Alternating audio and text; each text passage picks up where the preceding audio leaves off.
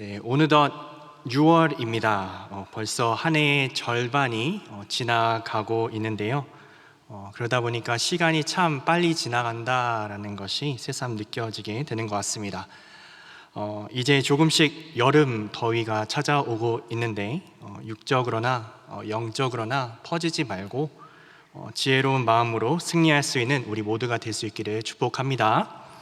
네, 그런 의미로 우리 앞뒤 좌우에 앉아있는 동역자들을 바라보면서 우리 환영했으면 좋겠습니다. 환영하고 응원하는 마음으로 인사하겠습니다. 사랑합니다. 축복합니다.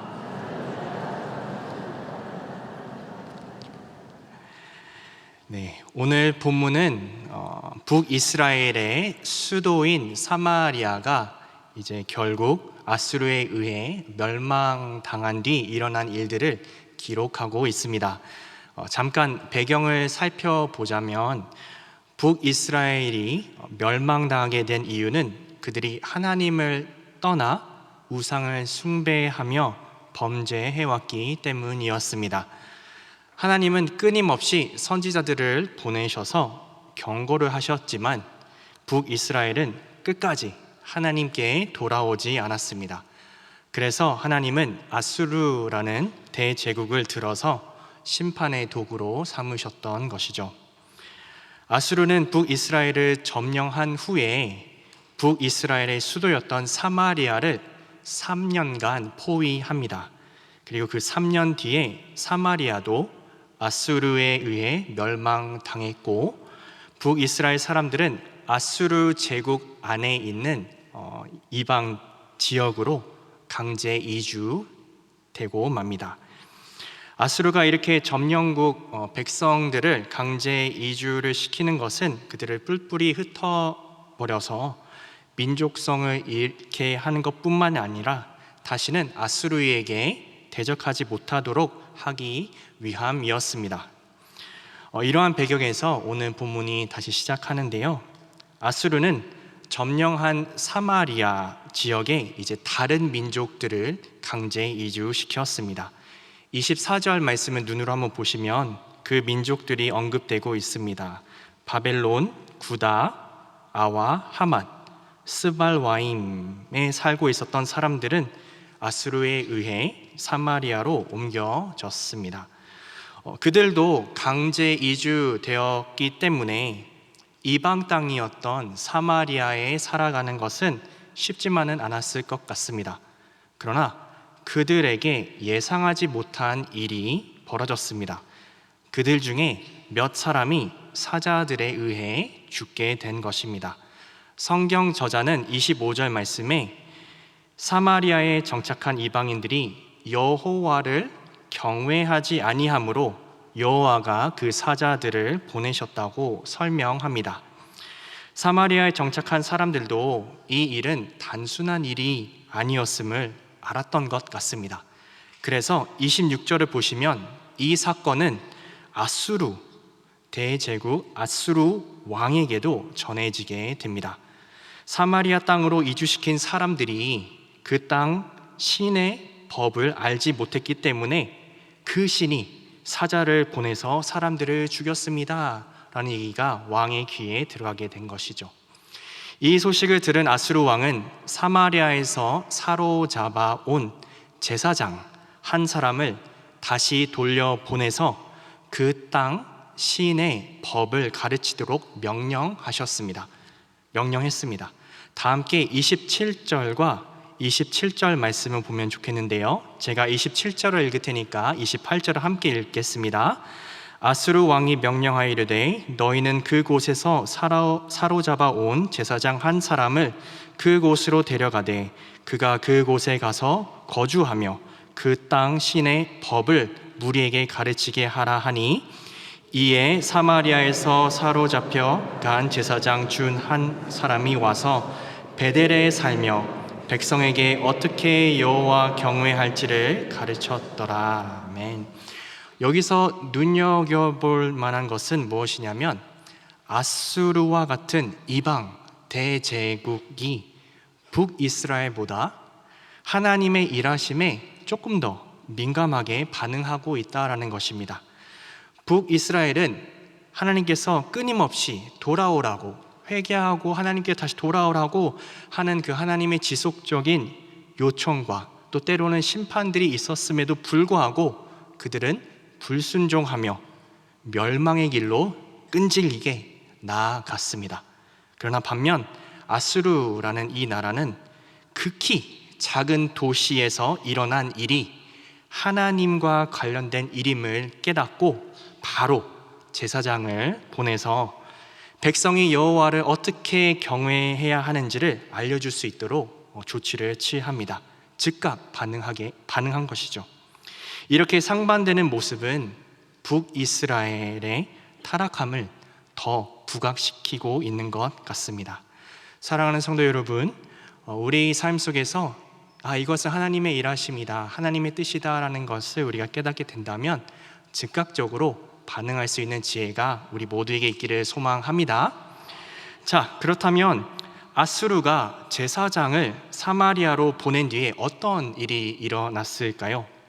하나님을 어떻게 경외하는지 그 방법을 이제 배웠는데 사마리아 정착민들에게는 어떠한 변화가 생겼을까요?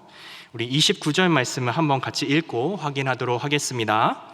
그러나 각 민족이 각기 자기의 신상들을 만들어 사마리아 사람이 지은 여러 신당들에 두되 각 민족이 자기들이 거주한 성읍에서 그렇게 하여.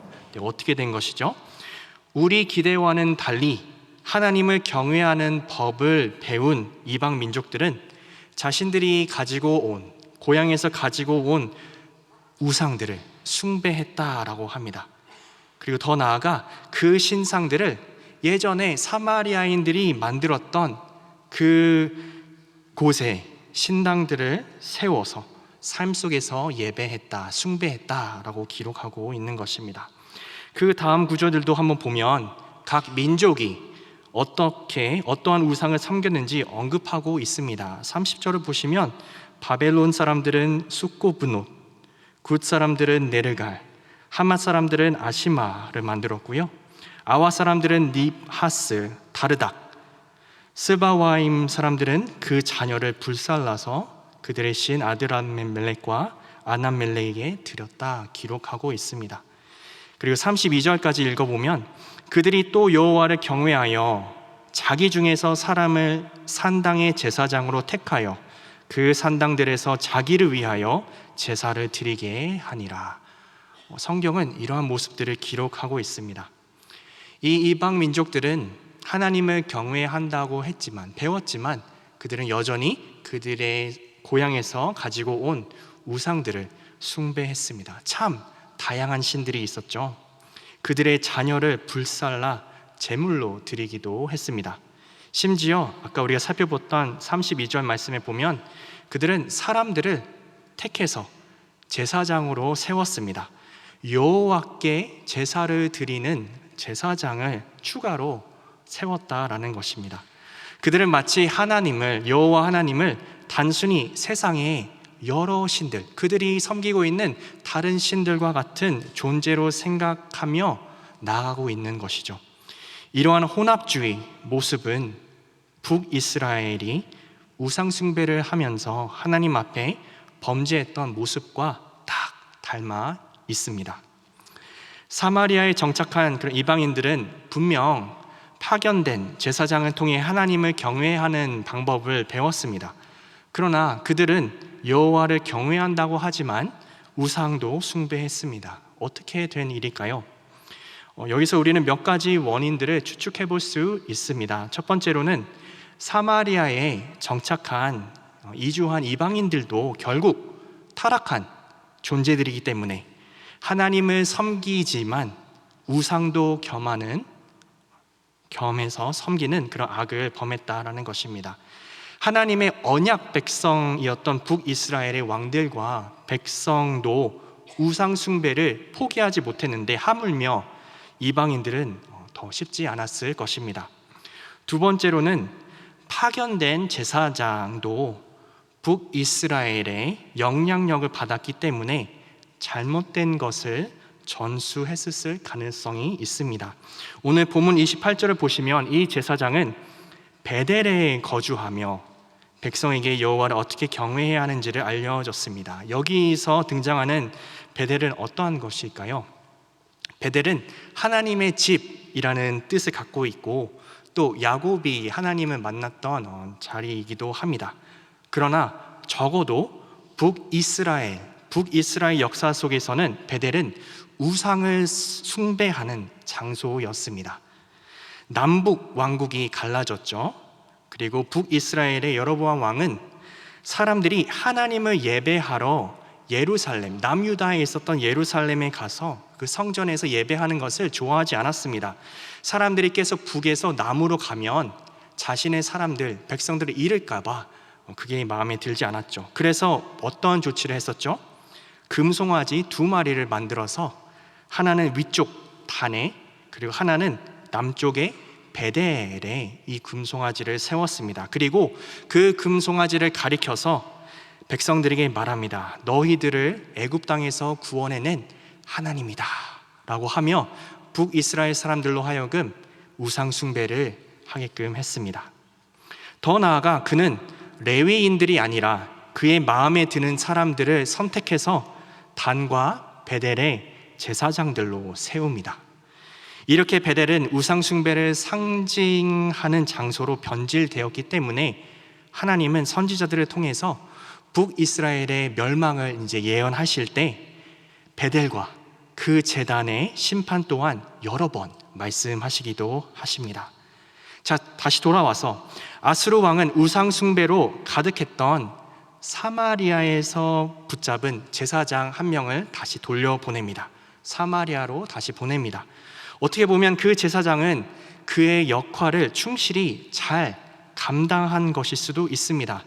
그러나 그가 익숙하고 보고 자랐던 북이스라엘의 방식으로 하나님을 경외하는 방법을 이방인들에게 알려줬다면 이스라엘이 하나님 앞에서 범죄하게끔 일조했던 제사장이 다시 돌아와서 그가 배웠던 풍습을 이방 민족에게 알려준 셈이 된 것입니다. 사실 성경은 이 부분에 대해 부연 설명을 하지 않습니다. 그러나 성경은 이들의 삶을 흥미롭게 평가하는데요, 우리는 왜 이 이방 민족들은 이렇게 전략했는지를 이 부분에서 단서를 얻을 수 있습니다. 33절 말씀을 한번 같이 읽어보겠습니다. 이와 같이 그들이 여호와도 경외하고 또한 어디서부터 옮겨왔든지 그 민족의 풍속대로 자기의 신들도 섬겼더라. 네, 성경은 뭐라고 평가하고 있나요? 이와 같이 그들이 여호와도 경외하고 어디서부터 옮겨왔든지 그 민족의 풍속대로 자기의 신들도 섬겼더라. 하나님도 경외하고 자신의 고향에서 데려온 신들도 섬겼다 얘기하고 있는 것이죠. 그러나 바로 그 다음 절 34절 말씀을 보시면 앞부분만 제가 읽겠습니다.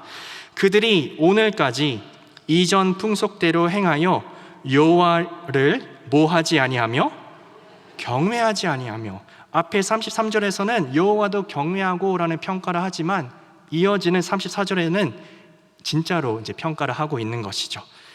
그들이 오늘까지 이전 풍속대로 행하여 여호와를 경외하지 아니하며 라고 기록하고 있습니다. 그들은 하나님을 경외한다고 말은 하지만 실제로는 하나님을 경외하지 않고 있었다, 성경은 설명하고 있습니다. 그들 생각에 이러한 방법으로 경외하면 충분하다라고 생각할 수 있었습니다. 그러나 성경은 그것이 하나님이 원하시는 방법이 여호와 경외가 아니었다 얘기하고 있는 것이죠. 자, 그렇다면 하나님을 경외한다는 것은 무슨 의미일까요? 하나님을 경외하다라는 표현에는 이제 주로 구약 성경에서 살펴보면 하나님을 두려워한다라는 의미가 있습니다. 그리고 두 번째는 하나님만을 예배하고 섬긴다라는 의미가 담겨져 있습니다. 그러나 사마리아 제사장을 통해 하나님을 두려워하는 방법을 배웠던 이 이방 민족들은 여호와라는 이 땅에 신이 있는데 내가 이 사마리아 땅에 이제 잘 살려면, 더 이상 사자들에 먹히지 않으려면 나는 뭘 해야 될까? 이 땅의 신인 여호와를 경외해야 되겠구나 생각을 했습니다. 그러나 그 경외는 단순히 두려움으로, 내가 벌을 받지 않기 위해, 내가 조금 더 성공하기 위해 하는 여호와 경외였음을 우리는 짐작할 수 있습니다. 그들은 어떻게 제사를 해야지만 이 땅의 신을 만족시킬 수 있을까? 그러한 데 관심이 있었다라는 것이죠. 눈에 보이는 문제들을 해결해 줄, 나의 필요를 채워줄 신으로만 인식하고 예배했던 것입니다. 그러나 앞서 설명드린 하나님 경외한다라는 그 의미의 두 번째, 하나님만을 예배하고 섬기는 모습, 그런 모습들은 우리는 전혀 찾아볼 수 없었습니다. 성경은 이 부분을 오늘 본문을 통해 우리에게 말씀해 주고 계시는 것 같습니다. 사랑하는 성도 여러분, 이 말씀 앞에 우리가 잠시 우리의 삶을 한번 비춰봤으면 좋겠습니다. 우리 성도 여러분은 하나님을 잘 경외하고 계신가요? 네, 하나님을 경외한다는 것이 두려움으로 나의 이익만 채우려 그런 것이 아니라 하나님만을 섬긴다라는 것이죠. 다른 이방 신들, 우상들을 제거하고 나의 삶을 책임져 주신, 나의 삶의 유일한 소망 대신 나와 언약을 맺어 주신 그 하나님만을 예배하는 것이 바로 하나님을 경외하는 삶의 모습인데, 그러한 모습들이 우리 충현교회 성도들 삶 가운데 충만하기를 축복합니다. 이 말씀을 통해 그러면 우리가 얻을 수 있는 교훈은 무엇일까요? 단순하게 우리가 얘기를 하자면 하나님을 잘 경외하자라는 교훈을 내릴 수 있을 것 같습니다. 하나님을 두려워하고, 근데 그 두려움이 단순히 내가 잘 되기 위해서, 내가 두려워서, 내가 심판받는 것이 두려워서 두려움 가운데 하나님을 예배하고 경외하는 것이 아니라 나를 구원해 주신 그 하나님을 기억하며 감사하며 정말 하나님밖에 없음을 인정하고 예배하는 그러한 경외를 우리가 실천할 수 있기를 소망합니다. 구약 성경에 이런 얘기가 있죠. 그 엘리야는 갈멜산에서 이제 바알 선지자들과 이제 대결을 펼칩니다. 그런데 대결을 펼치기 전에 모여든 백성에게 엘리야는 이렇게 얘기를 합니다. 제가 열왕기상 18장 21절 말씀을 읽겠습니다. 한번 잘 들어보세요. 엘리야가 모든 백성에게 가까이 나아가 이르되 너희가 어느 때까지 둘 사이에서 머뭇머뭇하려느냐? 여호와가 만일 하나님이면 그를 따르고 바알이 만일 하나님이면 그를 따를지니라 하니 백성이 말 한마디도 대답하지 아니하는지라.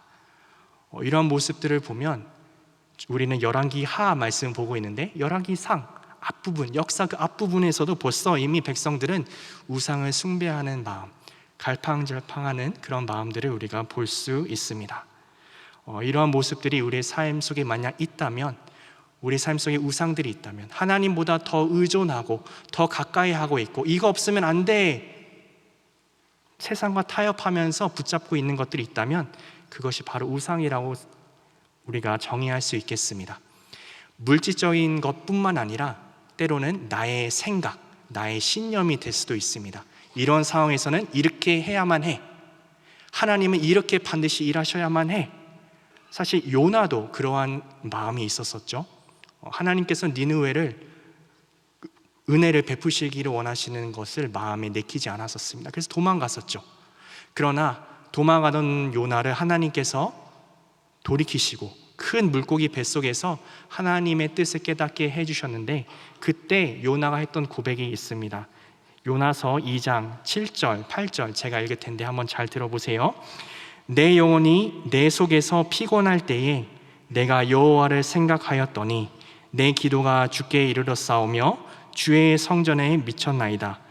거짓되고 헛된 것을 숭상하는 모든 자는 자기에게 베푸신 은혜를 버렸사오나 나는 감사하는 목소리로 주께 제사를 드리며 나의 소원을 주께 갚겠나이다. 구원은 여호와께 속하였나이다 하니라.